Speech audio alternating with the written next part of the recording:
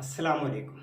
പ്രിയപ്പെട്ട സുഹൃത്തുക്കളെ, ജബ്ബാർ അയ്യൂബ് മൗലവിയുടെ കഴിഞ്ഞ ദിവസമുണ്ടായ വാദപ്രതിവാദം കേരള ജനത കൃത്യമായിട്ട് വിലയിരുത്തിയിട്ടുണ്ട്. അയ്യൂബ് മൗലവിയുടെ ചോദ്യങ്ങൾക്ക് കൃത്യമായിട്ട് മറുപടി പറയാതെയും പൊതുകാര്യങ്ങൾ പറഞ്ഞും താൽക്കാലികമായി അദ്ദേഹം ജബ്ബാർ തടിതപ്പി എന്ന് മാത്രമാണ് അതിനെപ്പറ്റി നിഷ്പക്ഷമതികൾ വിലയിരുത്തുന്നത്.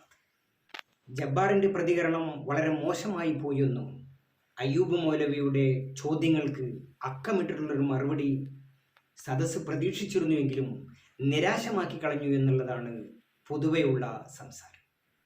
ലോകോത്തര പ്രശസ്തമായ ഒരു ഗ്രന്ഥം അറബി ഭാഷ കൈകാര്യം ചെയ്യാതെ, വ്യാകരണം അറിയാതെ, കൃത്യമായിട്ട് അറബി പോലും വായിക്കാൻ അറിയാത്ത ഒരു മനുഷ്യൻ ഖുർആൻ ക്ലാസ് നടത്തി എന്നുള്ളതാണ് ആ സദസ്സിൽ നിന്ന് വിചിത്രമായി ലോകം മനസ്സിലാക്കിയത്. അങ്ങനെ ഖുർആൻ ക്ലാസ് എടുക്കണമെങ്കിൽ അറബി അറിയണമെന്നില്ല എന്നും അതുപോലെ വ്യാകരണം അറിയണമെന്ന ആവശ്യമില്ല എന്നും പറയുമ്പോൾ അദ്ദേഹത്തിൻ്റെ വിവരത്തിൻ്റെ ആഴം നമുക്ക് മനസ്സിലാക്കാവുന്നതേ. പരിഹാസവാക്കും കുത്തുവാക്കുകളും പറഞ്ഞുകൊണ്ട് പലപ്പോഴും അയ്യൂബ് മൗലവിയുടെ ചോദ്യങ്ങൾക്ക് പ്രതികരിക്കുകയായിരുന്നു ജബ്ബാർ. പക്ഷേ അയ്യൂബ് മൗലവിയുടെ ഓരോ ചോദ്യങ്ങളും ശരക്കണക്കിന് ശ്രോതാക്കളുടെ നെഞ്ചകത്ത് കുത്തുന്ന വളരെ കൃത്യമായ അർത്ഥം മുറിച്ചിട്ടുള്ള പ്രതിപക്ഷ മര്യാദകൾ നിറഞ്ഞ മറുപടിയായിരുന്നു മിസ്റ്റർ അയ്യൂബ് മൗലവിയുടെ. ഓരോ മതത്തിനും ദൈവിക ഗ്രന്ഥത്തിനുമൊക്കെ അതിൻ്റെതായ പണ്ഡിതന്മാർ വ്യാഖ്യാനിച്ചു വെച്ച ഒരു ശൈലിയുണ്ട്. ആ ശൈലി പോലും അദ്ദേഹം പുച്ഛത്തോടുകൂടെയാണ് തള്ളിക്കളയുന്നതെന്ന് പറയുമ്പോൾ വളരെ വിചിത്രമല്ലേ? ഖുർആൻ ശരിയല്ലത്രേ, ഭാഷാശൈലിയില്ലത്രേ, അതുപോലെ സാഹിത്യമില്ലത്രേ, വ്യാകരണമില്ലത്രേ, വ്യാകരണത്തിന് പെശകുണ്ടത്രേ, ഇങ്ങനെ ഒരുപാട് ഇല്ലായ്മകളും വല്ലായ്മകളുമാണ് ജബ്ബാർ വിശുദ്ധ ഖുർആനെ സംബന്ധിച്ച് ആരോപിക്കുന്നത്. ഇതാരാണ് ആരോപിക്കുന്നതെന്ന് ചോദിച്ചാൽ അറബി പോലും കൃത്യമായിട്ട് വായിക്കാൻ അറിയാത്ത ജബ്ബാർ. ഈ കാര്യം തുടക്കത്തിൽ തന്നെ ജബ്ബാർ സമ്മതിക്കുന്നുണ്ട്. അറബി അറിയില്ലെങ്കിലും ഞാനിത് ചെയ്യുന്നുണ്ട് എന്നും ചിലപ്പോൾ തെറ്റുപറ്റിയേക്കാമെന്നും അദ്ദേഹം തുറന്നടിക്കുന്നുണ്ട്.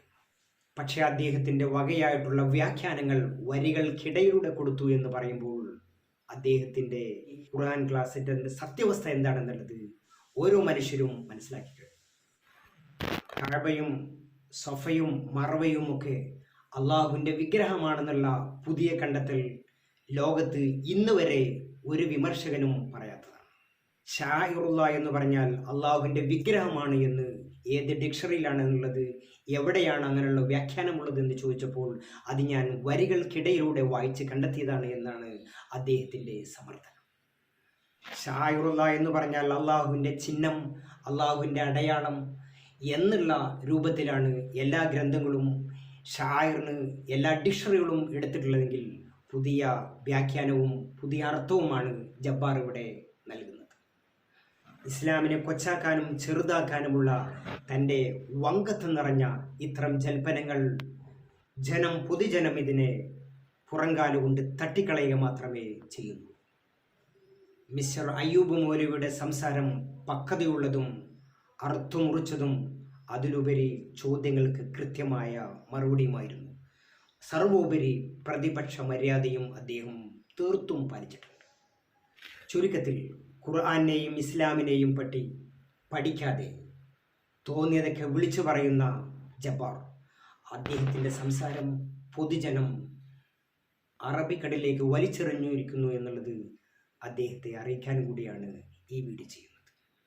അസ്സലാമു അലൈക്കും വറഹ്മത്തുള്ളാഹി.